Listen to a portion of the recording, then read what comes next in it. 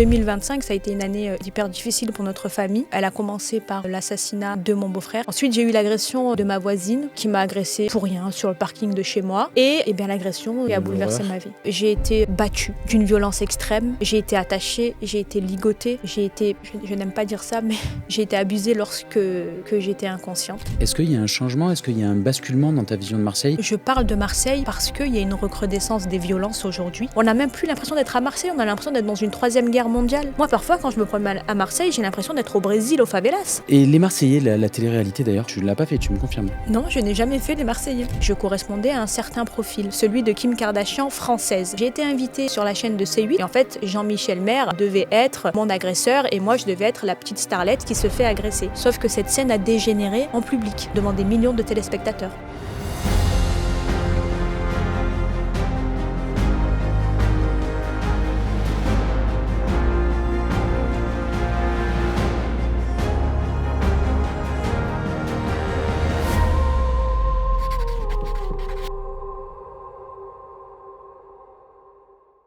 Salut à tous, je suis très heureux de vous retrouver pour une nouvelle émission de Ils font Marseille. Je vous rappelle le principe, chaque semaine je reçois des personnalités de la ville de Marseille. L'objectif, comprendre comment, par leur trajectoire, par leurs énergies, par leur choix de vie, elles participent à façonner la ville à leur manière. Aujourd'hui, j'ai le plaisir de recevoir Soraya Rifi. Soraya, c'est une personnalité bien connue des Marseillais. Elle a grandi ici, elle s'est faite connaître via la télé-réalité et aussi dans TPMP où elle a été chroniqueuse.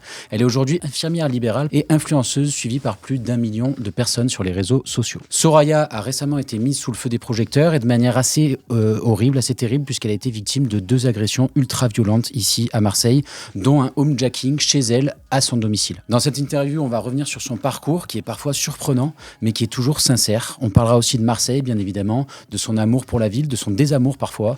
Je vous rappelle que Ils font Marseille, c'est un média tout neuf, encore au début de son aventure. On a déjà tourné plusieurs interviews qui vont sortir dans les semaines à venir. Si vous aimez ce format, si vous voulez qu'on continue, n'hésitez pas à liker la vidéo, à vous abonner, à nous suivre sur Instagram. On est aussi sur TikTok et sur YouTube.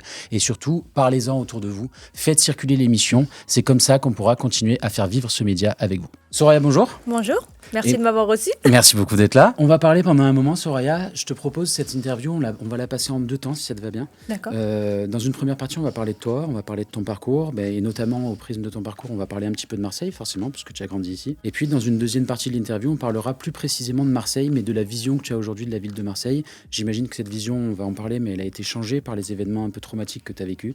Donc, ce sera l'objet de cette deuxième partie d'interview. D'accord. Ça te va ? Ça me va. Première question alors, un peu à la croisée de ces 2 parties que j'aimerais aborder avec toi, Soraya. On dit souvent fier d'être Marseillais. Est-ce qu'aujourd'hui, toi, tu es encore, avec tout ce qui t'est arrivé, malgré tout, est-ce que tu es encore fière d'être Marseillaise ? Alors, il est vrai que j'ai souvent et toute ma vie revendiqué le fait d'être fière d'être Marseillaise. Et aujourd'hui, malheureusement, Marseille fait partie du décor de mon traumatisme qui est lié à mon homejacking, mais également à l'assassinat de mon beau-frère. Donc, c'est vrai que quand on est touché par certaines violences de crimes organisés ou de crimes tout court, ou même de délits, ça nous amène à réfléchir autrement sur la ville dans laquelle on a grandi, dans laquelle on a tous nos souvenirs. Et pour moi aujourd'hui, Marseille, elle est dans ma tête marquée par des événements tragiques et des souffrances invisibles, mais qui sont très très lourdes à supporter. Donc une vision aujourd'hui qui est un peu, qui est moins belle que celle qu'on pourrait imaginer. Pourtant, tu avais des bons souvenirs. Je crois que tu as grandi à Sormiou, c'est bien ça ? Tout à fait. J'ai grandi entre les falaises marseillaises, les côtes provençales. Ça, c'était une période heureuse ? C'était bien ? Mais bien sûr, les eaux turquoises, c'est là-bas que j'ai appris à nager. C'est là-bas où j'ai appris à grimper, où j'ai appris à faire du sport. C'est là-bas où j'étais jeune. J'avais pas d'inquiétude. C'était une zone d'insouciance pour moi, Sormiou. Et ce que les gens savent moins, c'est que tu as grandi Sormiou, je crois que tu étais à Marseille-Vert au lycée, il me semble, c'est ça ? Tout à fait, j'ai commencé par Marseille-Vert et ensuite je suis allée au lycée Daumier. Ah, le lycée Daumier, ok. Voilà. Et donc là, tu as été championne de France de danse orientale, c'est ça ? Tout à fait, en 2013, j'ai remporté le championnat de France qui s'est déroulé à Toulouse. Parce qu'il faut savoir que j'ai toujours pratiqué du sport, notamment à Sormiou, là où j'ai commencé même mes premiers pas, je dirais, là-bas. Mais en tout cas, oui, effectivement, j'ai toujours eu cet esprit de compétition, de persévérance, de dépassement de soi. Et en fait, c'est des valeurs que j'ai acquis quand j'étais élève de danse. C'est ça, pas que dans la danse d'ailleurs, parce que tu avais ton bac avec mention très bien, je lisais aussi. Oui, tout à fait. En fait, j'ai toujours voulu me surpasser et pour moi, c'était important de mettre énormément d'engagement dans tout ce que j'entreprenais. Et c'est ce qui font qui je suis aujourd'hui. Je suis une personnalité avec plusieurs facettes et plusieurs casquettes. C'est ça, on va en parler. Tu avais déjà commencé le milieu de l'influence? Tu avais déjà commencé à travailler sur tes réseaux sociaux ou pas encore à cette époque-là? Non, pas encore. J'étais connue en France en tant que danseuse, mais pas du tout. C'était le début en fait, c'était le début de ma carrière. On me connaissait à Marseille, mais pas trop. Après, il y a une période pendant laquelle, donc, un peu de flottement de ce que j'ai lu sur ta biographie, un peu de flottement où tu hésites, tu cogites, tu sais pas trop quelle direction prendre. Et puis, du jour au lendemain, on te voit éclore sur la scène avec tes PMP. Comment ça arrive, ça, en fait? Alors, il faut savoir que, comme j'ai toujours aimé être devant les caméras, j'avais toujours envie de faire de la télé-réalité. Donc, j'avais fait plusieurs castings TV où, justement, ces chaînes, les productions ont gardé mon CV et je correspondais à un certain profil, celui de Kim Kardashian française. Donc, j'ai été invitée sur la chaîne de C8 parce qu'à ce moment-là, ils cherchaient des intervenants concernant l'affaire de Kim Kardashian qui a eu un cambriolage sur Paris. Et en fait, si vous voulez, je devais interpréter ce rôle-là en tant qu'actrice. Et en fait, Jean-Michel Maire devait être mon agresseur et moi, je devais être la petite starlette qui se fait agresser. Sauf que cette scène a dégénéré en public, devant des millions de téléspectateurs. D'accord, donc tu parles de la scène où Jean-Michel Maire, qu'on passera, mais tu parles de la scène précisément où Jean-Michel Maire devait te faire un smack. Raconte-nous comment tu l'as vécu en quelques mots. Qu'est-ce qui s'est passé? Là, on est tout excités, il y a des choses qui sortent de partout, de partout. On est au bout du rouleau. Il est 1h30 du matin, on voit une personne... Merci madame, merci. Soraya, est-ce que ça vous dirait d'embrasser Jean-Michel Maire? Bah oui, évidemment. Elle est très emballée. Elle a dit oui. Elle a dit oui. J'ai dit non. Quoi? Vraiment? Pourquoi? Elle a dit quoi? Pour quel motif, s'il vous plaît? Il y a des personnes qui me regardent. Il y a quelqu'un qui vous regarde? Oui. Bah on peut faire ça en coulisses. Hein. Bon, on y va maintenant. Allez, alors un petit smack, comment? Un petit smack, juste un smack. Un smack. Oh. Oui.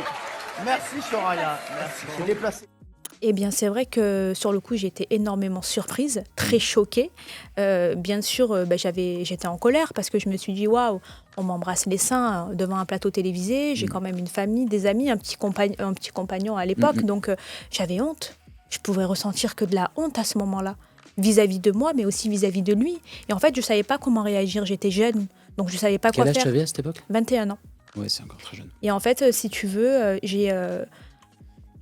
j'ai pas vraiment réagi sur le plateau. On le voit que je suis sous le choc. Je bouge plus. J'arrive même pas à cligner des yeux. Je sais même plus où me mettre tellement moi-même j'ai honte. Et en fait, jusqu'à aujourd'hui, j'en garde une colère froide parce que il m'a volé un baiser. Et en fait, on apprend chaque jour en fait qu'une femme, on la réduit souvent à ce qu'elle représente physiquement. Et en soi, il s'est permis de me voler ce baiser-là alors que je l'avais refusé de lui faire un baiser sur la joue. Donc, je trouve ça déplacé de venir faire de mon corps ce qu'il veut, sachant que j'avais dit non. Et le non doit être respecté chez une femme. Et là, il s'est passé quoi concrètement dans les échanges que vous avez eus? Parce que là aussi, il y avait des textos qui étaient sortis dans la presse qui laissaient entendre qu'en fait, finalement, la situation était banalisée, que finalement, tu lui avais pardonné. Et puis, quelques temps après, on apprend que finalement, tu portes plainte. Donc là aussi, en fait, tu étais sous le choc. Il a fallu le temps de bien comprendre ce qui s'était passé.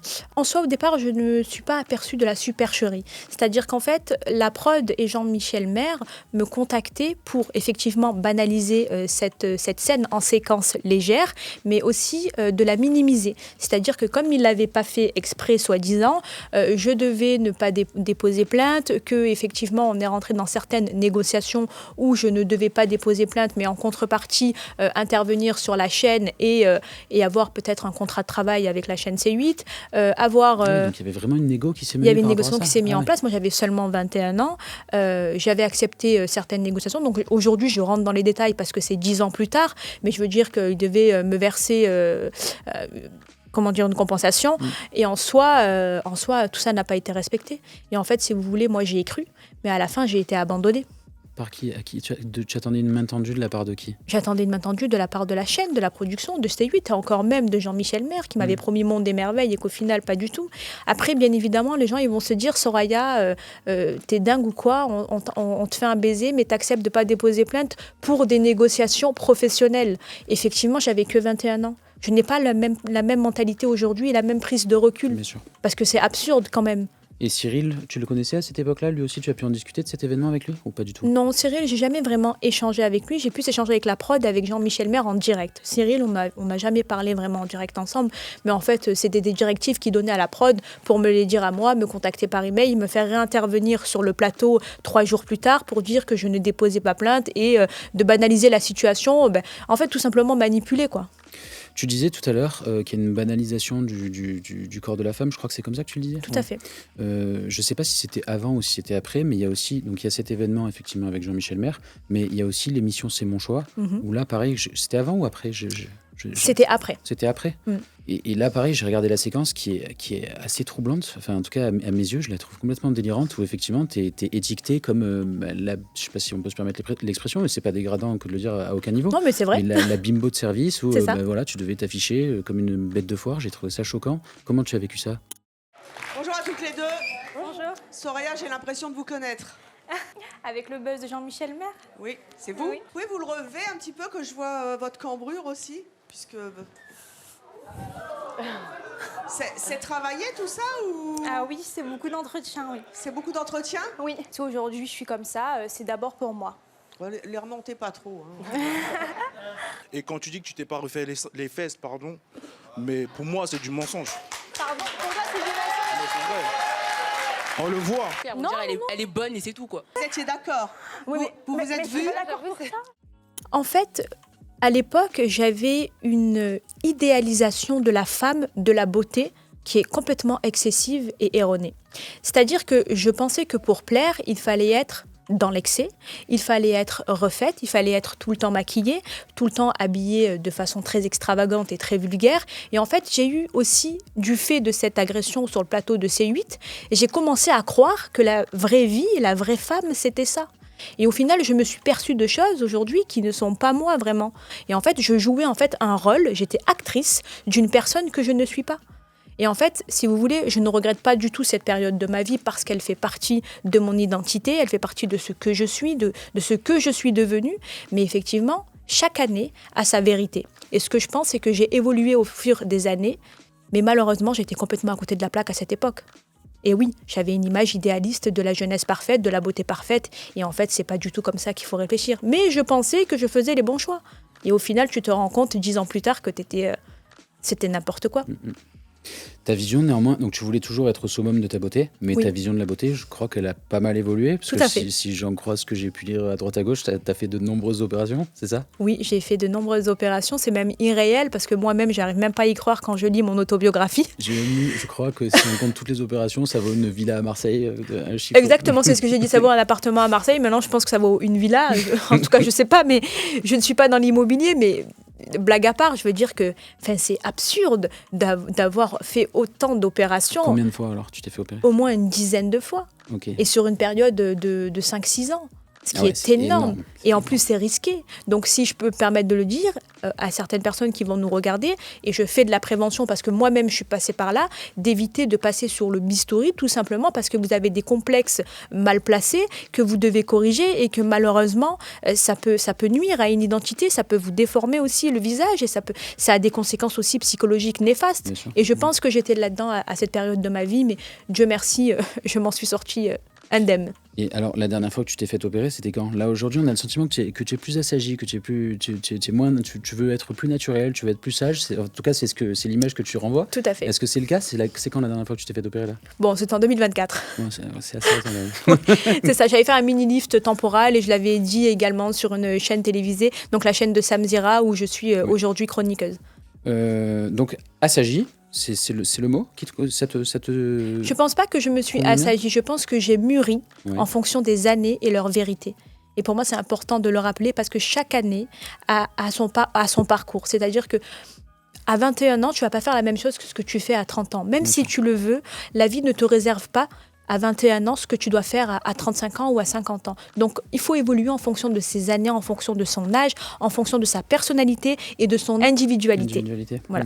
Donc aujourd'hui, tu es influenceuse, tu es chroniqueuse, tu le disais. Oui. Tu es infirmière libérale aussi en parallèle. Aussi. Ouais, c'est ça. Tu as d'autres casquettes ou pas? On dirait que tu fais plein de trucs. Je fais plein de trucs, je fais beaucoup de sport, je m'instruis beaucoup, je fais beaucoup de lectures, je suis très passionnée de la psychologie sociale et également de psychiatrie. Donc effectivement, je m'oriente toujours dans ce secteur d'activité-là quand je vais à la bibliothèque, mais c'est vrai que je fais beaucoup de choses.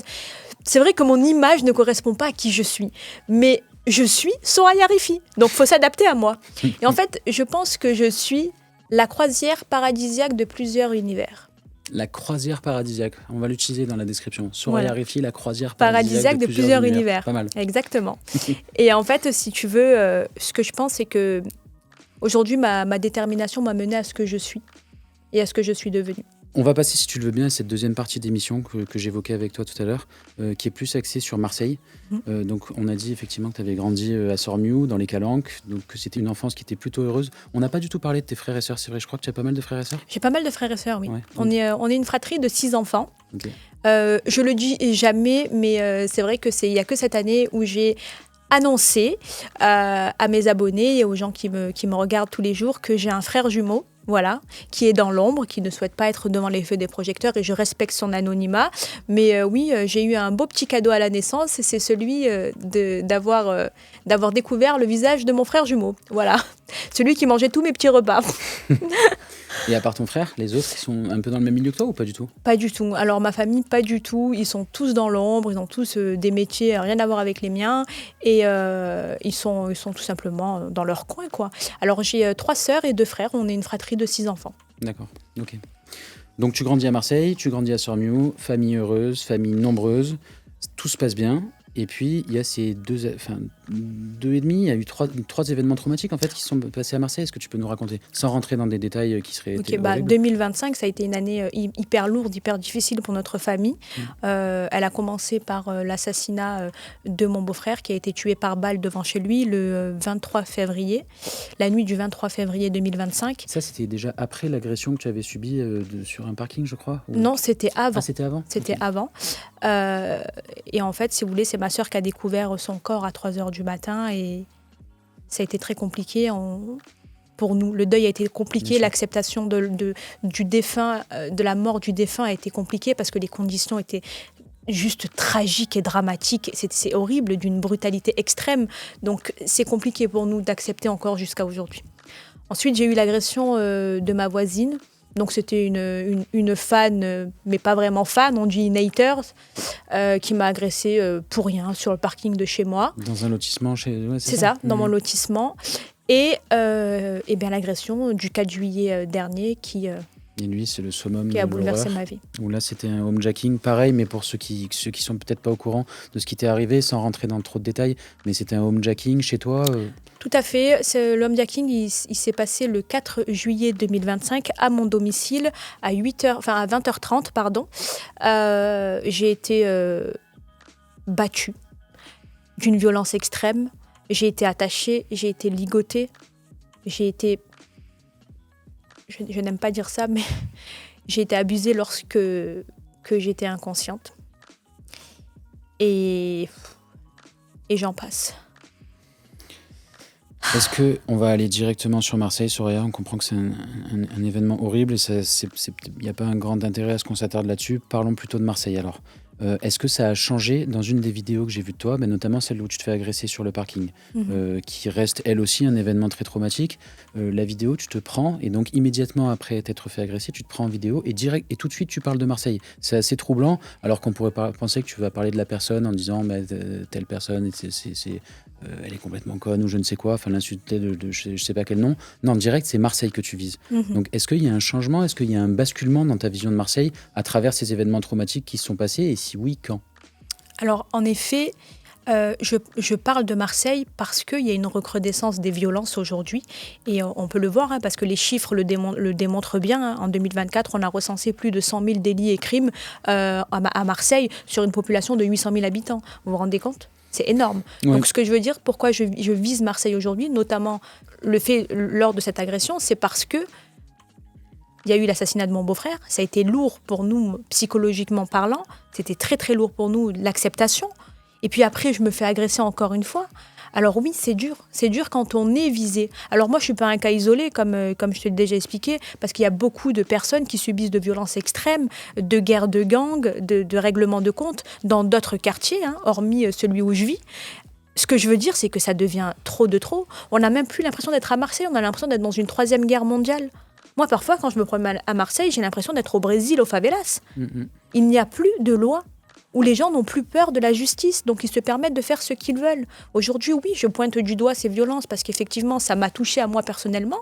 Peut-être que je n'avais pas la même vision quand ça touchait les autres, mais ça devient horrible. Donc oui, ça m'a amené à réfléchir à ma vision de Marseille, parce qu'aujourd'hui, elle fait partie du décor de mon traumatisme, malheureusement. De la même manière que les choses évoluent dans le temps sur ta vision de Marseille, aussi tu parles d'une évolution presque dans l'espace, parce qu'il y a un moment aussi dans une autre interview où tu dis, en quelques mots, tu dis avant c'était réservé au quartier nord, la violence, ou en tout cas au quartier défavorisé, et aujourd'hui ça l'est beaucoup moins, c'est une violence qui est généralisée partout dans la ville. Tout à fait. C'est ça, j'ai bien compris. Alors à l'époque, c'est vrai que je controversais beaucoup cette idée, où je disais qu'on retrouvait souvent dans les quartiers nord de Marseille ou dans le centre-ville des règlements de compte, des agressions au couteau, des cambriolages, des vols, de la vente de drogue, de stupéfiants, c'est vrai.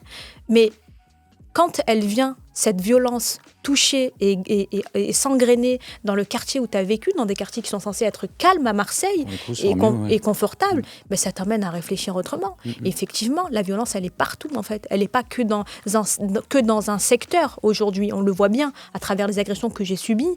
On voit bien que c'est pas que ce secteur-là qui est touché et qu'effectivement, les quartiers sud de Marseille aussi sont devenus une zone de guerre. Il faudra mettre le lien de la vidéo. On a reçu Jacques Dallest, ancien procureur de la République de Marseille, qui nous parle exactement de ce que tu viens de dire, à savoir que la violence, c'est bien sûr, il y a les cas de règlement de compte, le narcotrafic, etc.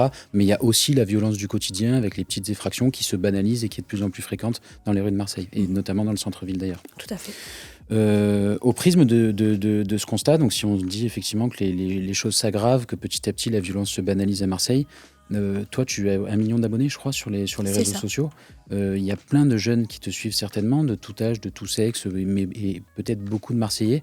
Aujourd'hui, tu leur dis quoi à ces Marseillais? Si jamais tu devais les conseiller, est-ce que tu leur dis restez à Marseille et c'est une ville magnifique, vous allez voir, j'ai vécu des tas de choses extraordinaires, ou est-ce que tu leur dis partez, en fait ça vaut plus le coup, cette ville elle est trop dangereuse? Alors, je leur conseillerais 2 choses. Déjà, dans un premier temps, par rapport à mon homejacking, de ne jamais ouvrir la porte à une personne qui se fait passer pour un voisin, pour un facteur, pour quelqu'un qui vient faire de l'électricité ou encore du gaz. N'ouvrez jamais vos portes. Moi, j'ai fait cette erreur-là et j'ai failli perdre la vie le 4 juillet. Donc, ne jamais ouvrir ses portes. Parce qu'en fait... Parce que là, en l'occurrence, c'est quoi? Il a tapé, il a dit que c'était le voisin? Il m'a dit qu'il avait oublié ses clés.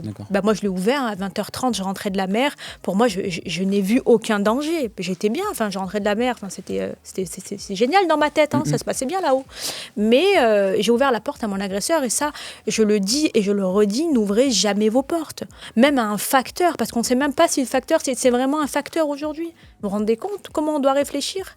Donc ça, c'est la première chose que j'ai à dire parce que effectivement, l'insécurité, elle vient même jusqu'à pénétrer dans les foyers, dans des zones où c'est censé être ton refuge. Moi, aujourd'hui, j'ai plus de refuge.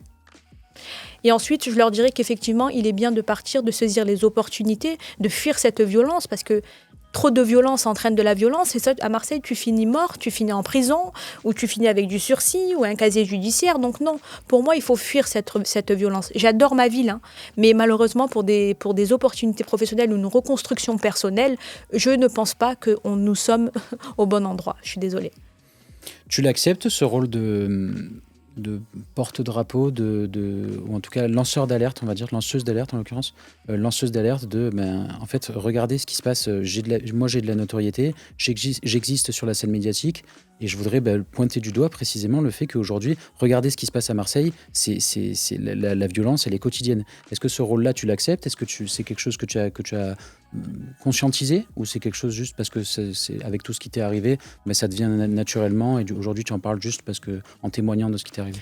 Oui, tout à fait. En fait, c'est pas un rôle que je m'imprègne, pas du tout. En fait, c'est au vu de mon vécu que je me permets de parler de ça. Parce qu'effectivement, moi, je suis médiatisée, mais j'aimerais aujourd'hui user de ma visibilité à bon escient, justement en faisant de la prévention et en sensibilisant toutes ces personnes qui peuvent être aussi victimes sans être des personnalités publiques. Parce que moi, oui, je ne suis pas un cas isolé, je suis une personnalité publique qui a été agressée, effectivement, mais il y a plein d'autres personnes qui ne sont pas connues, qui ne sont pas exposées sur la toile ou l'espace public et pourtant se font agresser, se font voler, se font violer, se font cambrioler. Il y a énormément de crimes et de délits aujourd'hui sur des personnes qui ne sont pas connues. Oui, moi j'ai été visée par mon agresseur. Il a certainement étudié le projet en regardant mes habitudes. Je ne sais pas comment il s'y est pris. Mais voilà, aujourd'hui c'est important de dire qu'effectivement, moi, Soraya Rifi, j'ai été agressée. Mais il y a beaucoup d'autres personnes malheureusement qui souffrent et qui se taisent à jamais. Malheureusement. Quand on est influenceur, on en parlait juste avant l'interview en off, quand on est influenceur, on a plus de chances de se faire agresser à tes yeux ou pas particulièrement ? Je pense qu'en étant influenceur, on est exposé. Donc effectivement, on devient des cibles et des proies faciles pour nos agresseurs. Parce qu'effectivement, ils vont, comme je le disais précédemment, repérer nos habitudes de vie, savoir à quelle heure on rentre, à quelle heure on sort, qu'est-ce qu'on fait dans la journée, quel est notre planning quotidien. Et en plus, c'est pas difficile de ne pas le savoir parce qu'on expose tous les influenceurs. Donc effectivement, il faudrait peut-être réapprendre à vivre d'une façon plus sécuritaire en postant par exemple des stories en décalé, en faisant attention où on va, en regardant souvent ses rétros. Mais encore une fois, c'est pas une vie. Vivre comme ça, dans l'insécurité, dans la peur tout le temps, non, c'est pas une vie. On a besoin tous de stabilité, on a besoin tous d'une stabilité, on mérite tous cette stabilité-là et pour moi, il est important de rappeler qu'en fait, ça doit cesser. Et c'est pour ça que je tire la sonnette d'alarme sur les violences. C'est important de faire de la prévention et de sensibiliser tout le monde, même si la police judiciaire et criminelle fait leur travail, effectivement. En ce qui me concerne, moi, pour mon affaire, la police judiciaire s'est vraiment investie et a fait le nécessaire. Mais en ce qui concerne... C'est bien que de le dire, parce que c'est rare, ça. Non, mais ça, c'est vrai. Pour mon affaire à moi, oui, bien sûr.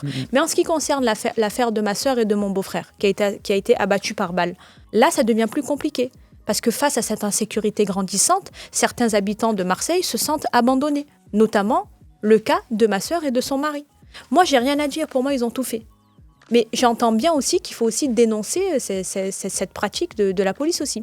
Par rapport à ton agression, donc ta dernière agression sur homejacking, est-ce qu'il y avait des signes avant-coureurs, un signal faible qui aurait pu t'alerter avec le recul ? Oui. En effet, j'ai reçu plusieurs emails d'extorsion de fonds d'une personne qui me menaçait si jamais je ne rassemblais pas une certaine somme d'argent, si je ne répondais pas aux emails. Elle me menaçait. C'était aucunement lié aux deux autres agressions, enfin aux deux autres histoires qui t'est arrivées ? Eh bien, bonne question. Ça, c'est le travail de la police. Et bien sûr, même si j'aurais les réponses, je n'aurais pas pu les dire parce qu'il faut protéger l'enquête. Mais en tout cas, je n'ai pas encore les réponses à ces questions. Et je l'espère qu'ils ont pu remonter l'adresse IP de cette chère personne et qui a voulu m'estorquer des fonds. Après, je ne sais pas si c'est lié avec le homejacking. C'est fort possible, mais bon, on ne sait pas. Soraya, au vu de ce qui t'est arrivé, donc t'es pas obligée de répondre, bien sûr. Mais là, aujourd'hui, tu vis dans quel quartier ? T'es donc à Marseille. Tu vis encore à Marseille, d'ailleurs, aujourd'hui ? Honnêtement, je ne me sens pas en mesure de répondre à cette question parce que, au vu de ce qui s'est passé, tu imagines bien que je ne vais pas encore donner le bâton pour me faire battre. Bien sûr, bien sûr. Si tu reviens de temps en temps, alors, est-ce qu'il y a des quartiers à Marseille qui te plaisent plus que d'autres ? Bien sûr, il y a Sormiou, parce que tu as grandi là-bas. Oui, Sormiou, et puis tout le côté plage. Moi, j'adore le côté plage, le côté solaire. Tu vas où alors ? Je vais dans certains endroits. Ah, pardon, oui, c'est vrai, non, pas rentrer dans les détails non plus. Voilà. Ton resto préféré, peut-être, à Marseille ? Question, il y en a pas mal de restos sympas. Alors, moi, c'est la bouillabaisse. Ok. Tu sais pourquoi ? Parce que pour ça, les Marseillais, ils sont imbattables. C'est vrai qu'on a beaucoup parlé du côté obscur, mais on va quand même parler du côté solaire. Quand tu manges une bouillabaisse et que tu mets un peu de poudre dans ta potion magique, ça t'émustille les papilles. Donc effectivement, pour la bouillabaisse, pour moi, c'est incontournable à Marseille. Tu vas au stade de temps en temps ? Ouais, ça m'arrive d'aller au stade. Ouais. J'adore aller voir les petits footballeurs se dandiner avec leurs muscles, transpirer. Voilà, tu vois ce que je veux dire ? Je vois très bien. Bon, il y a un peu quand même de Soraya Rifi qui est resté. Et les Marseillais, la télé-réalité d'ailleurs, on n'en a pas du tout parlé. Tu ne l'as pas fait, tu me confirmes ? Non, je n'ai jamais fait les Marseillais. Comment ça se fait ? Parce que tu représentes donc télé-réalité, Marseille, Soraya Rifi, ça vient tout naturellement, non ? Alors effectivement, j'ai eu une occasion de faire l'émission de télé-réalité Les Marseillais. Et tu vas bien sûr me dire pourquoi tu ne l'as pas fait. Bien sûr. Pourquoi j'ai pas fait Les Marseillais ? Parce qu'en fait, je devais faire un choix. Et j'ai fait ce choix-là de faire soit mes études, soit l'émission de télé-réalité. Sauf que c'est une opportunité qui s'est présentée une seule fois. Et je ne l'ai pas saisie. Mais par contre, j'ai fait mes études et je ne regrette pas. Parce qu'aujourd'hui, je suis autant connue et j'ai aussi fait mes études et je suis diplômée. Donc, même si je n'ai pas fait les Marseillais, je reste une Soraya Rifi, une personnalité emblématique d'Internet et je n'ai pas eu besoin de faire les Marseillais et de ne pas faire mes études. Pour avoir ta notoriété. Donc Aujourd'hui, tu as la notoriété et les études. C'était quand même un bon choix. Je pense que j'ai fait bingo là, sur le coup. Et aujourd'hui, donc, ton quotidien, tu arrives encore à bosser? Tu trouves le temps de bosser, malgré tout? Alors, ça m'arrive parfois de faire des vacations infirmières dans des EHPAD ou de Oui, quand remplacer... je dis bosser, bien sûr, je parle infirmière libérale. Je Voilà. parle pas de ton ou de métier remplacer certains collègues en cabinet libéral, un peu partout, là où ça me plaît, là où ils ont besoin. Et puis oui, ça m'arrive. Parce qu'en fait, ça me permet de me remettre dans une réalité. Parce qu'en fait, je travaille dans le virtuel et dans le monde réel. Et pour moi, en fait, je suis entre les deux, tu vois. Et parfois, j'ai besoin de revenir à cette réalité, à cette insouciance, à cette vie normale, une vie comme tout le monde, quoi, tu vois. Et tu es souvent en déplacement, j'imagine? Tu montes souvent à Paris? Ouais. Oui, exactement. Ouais, Alors, Paris, c'est ma ville de cœur, donc effectivement, j'y vais souvent. Dernière question que je voulais te poser, malgré tout ce qui t'est arrivé, et malgré donc la vision qui a changé de ta vision de Marseille qui a changé, est-ce qu'il y a une chose que jamais, malgré tout ce qui peut arriver, une chose que tu garderas dans ton cœur et que tu aimeras toujours à Marseille? J'aimerais toujours les falaises, les rochers et l'eau turquoise de Sormiou. C'est là-bas où j'ai grandi, donc pour moi, j'en garde un très très bon souvenir. C'est là-bas où je faisais mes pique-niques en famille, où nos rires encore résonnent dans ces falaises. Et pour moi, j'en garde un bon souvenir. Sormiou, je vous conseille, les touristes, d'aller faire un petit tour. Et attention, il y a beaucoup de marches. Hein. Soraya, un grand merci. Eh bien de rien, merci de m'avoir accueilli. Je crois que tu voulais rendre un dernier hommage avant qu'on laisse l'antenne. Alors avant de terminer, bien sûr, j'aimerais bien laisser un hommage à mon beau-frère et dire quelques mots qui le décrivent. Donc j'ai écrit des petites lignes qui me permettront de lui rendre hommage médiatiquement et je pense que c'est important pour lui. Ma famille et moi aimerons rendre hommage aujourd'hui à un homme dont la bonté, la droiture, la générosité ont marqué tous ceux qui ont eu la chance de partager sa vie. C'était un fils, un beau-fils, un père et un mari aimant. Par sa présence discrète mais essentielle, il a semé autour de lui le respect et la chaleur humaine positive. Son souvenir vivra à travers les valeurs qu'il a transmises à ses enfants, par les sourires qu'il a fait naître et par l'amour qu'il a donné à ma sœur sans compter.